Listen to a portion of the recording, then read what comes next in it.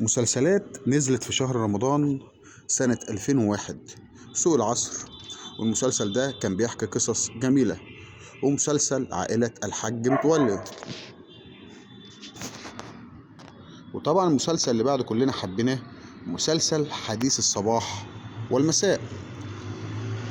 وفي مسلسل العدالة وجوه كثيرة.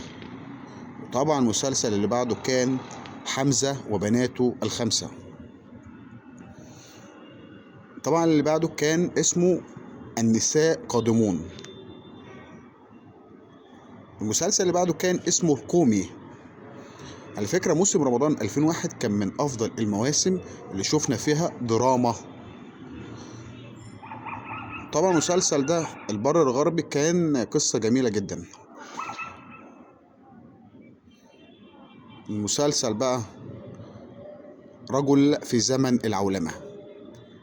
شكرا، يا ريت تديني لايك.